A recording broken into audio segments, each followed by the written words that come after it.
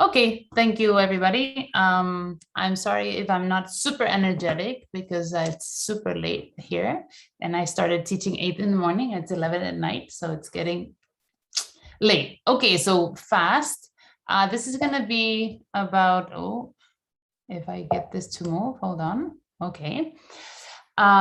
So basically, if you think about public provision of education, we started off by having schools spread around different neighborhoods, thinking that you would be locally providing education and thinking of education as a homogeneous good that you were providing everywhere. And so basically you were assigned to school, there was no school assignment, you were just going to the neighborhood school because all schools were basically equal. But then over time, especially like in Europe, it's more clear, no? In the US, because the financing of education is depending on property taxes, you would think this is less true. But in Europe, finance was super constant. So really the presumption that schools were more or less the same was pretty decent, let's say. But over time, just given the fact that provision of education is local and that there's heterogeneity in neighborhoods, and that sort of feeds into what happens in schools, the kind of teachers that want to go, and so on and so forth, we actually over time find that there's been more and more heterogeneity.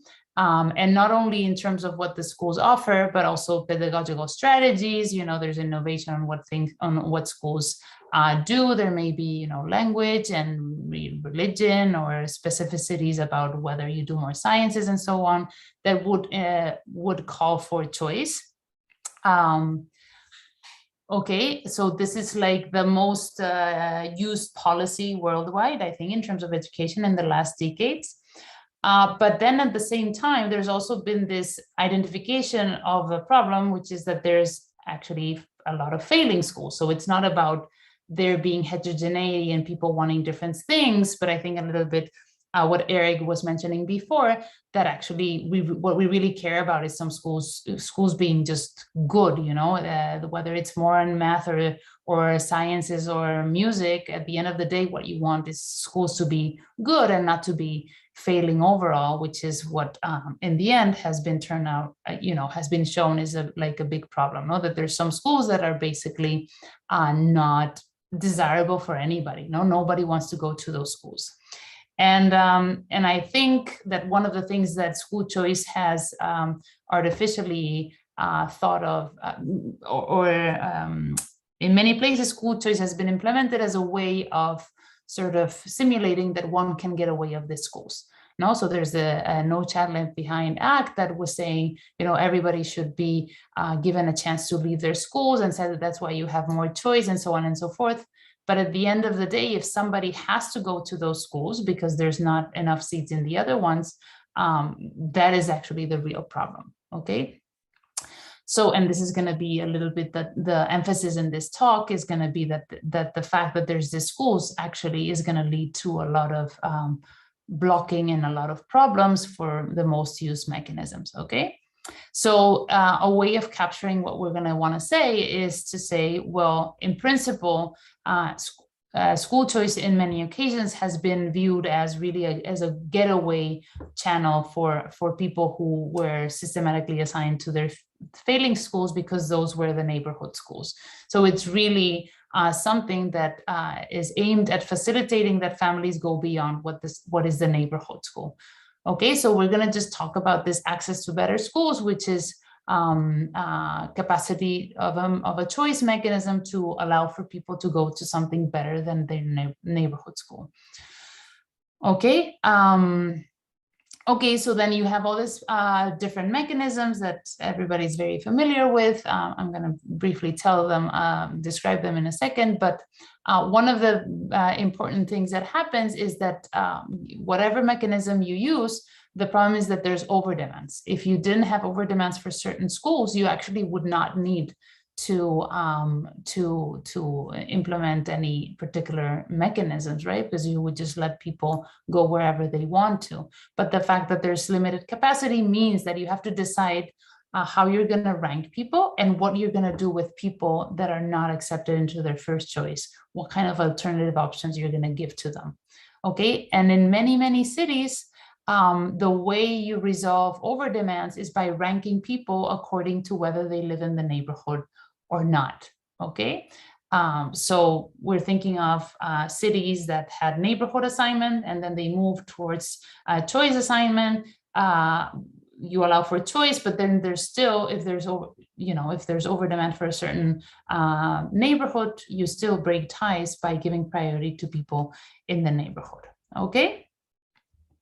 So if we define access to better schools as the expected fraction of individuals who are allocated to a school that is better than their neighborhood school, what we're going to basically do is compare the three most used mechanisms, which are deferred acceptance, Gale-Shapley deferred acceptance, immediate acceptance, or so-called Boston mechanism, and the top rating cycles, okay? And the main result and takeaway, and you're going to see that the presentation is super like non-concrete, concrete in the sense that I don't get into the details, but the big headlight is that if you have these failing schools, which are schools that everybody agrees are worse. So if you had just the rank order list, you would just have like, there's a commonality at the bottom. Okay, so the top can be whatever you want, but there's a commonality at the bottom. So if everybody sort of agrees that some schools are just not desirable, they don't have to be super undesirable. They just have to be worse than the rest. Basically, both deferred acceptance and immediate acceptance will lead to limited access to better schools. And it's not, so basically what's going to happen is people are not going to be able to get away from their neighborhood school. Okay, so in some sense, this is saying, unless we get rid of failing schools, there's not going to be real choice. Okay, so if you have this different, if you break ties using this neighborhood assignment, and you could also like understand the results would be the same if you have different priorities for different people in different schools. Okay, so the mathematical property that you need is that people basically have highest priority for different schools. And if that's the case, basically what's going to happen is that the fact that there's some schools that people dislike will put people into their highest priority school independently of what their preferences are. Okay, so let me just convey the main intuition behind the result with a very simple example. Okay, so we're just gonna have, and here I wished I was in front of you guys so that I could point out at people and not have to refer to the table, because I think it's a fairly intuitive and simple result. So basically what's going on is there's this the example was with schools, it's easily extendable to many more schools, but basically what you need is that you have a school that people dislike. So it's school 3, and this school is the bottom for everybody. Okay, and then people disagree on what the top are. Okay, so suppose there's these 2 good schools, and there's a person who lives in that neighborhood and a person that lives in that other good neighborhood, but they just happen to like each other's schools better. Okay, so the person who lives in neighborhood 1 that would have priority for school 1 actually prefers to go to school 2. And similarly, the person that lives in neighborhood 2 prefers the school in the neighborhood 1. Okay, then there's people living in neighborhood 3. Here we're just saying they prefer school 1, but it would work either way. They could like any other school. What is clear is that everybody ranks the school 3 worse.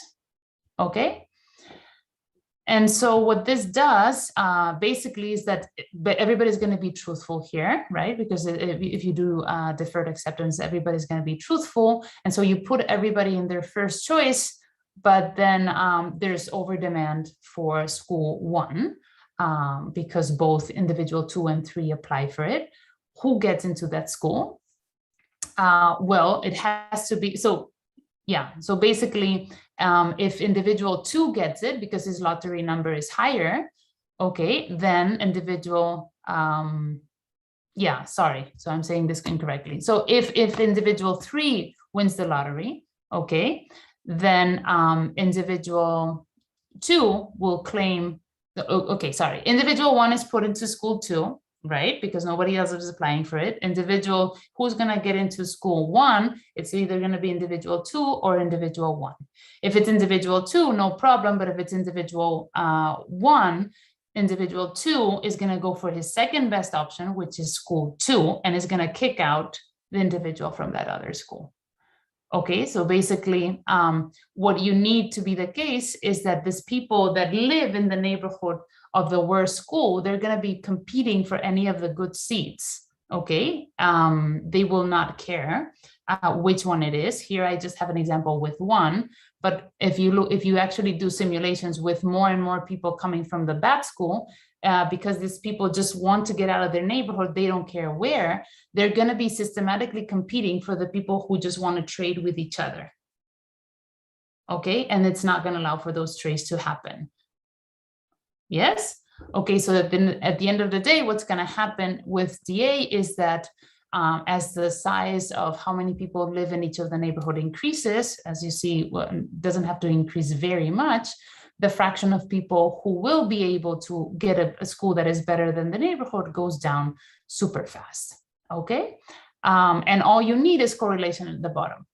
Okay, so it's really the fact that everybody agrees on what they dislike, that basically really this whole point about pedagogical strategies being different and people really choosing among good schools is not happening.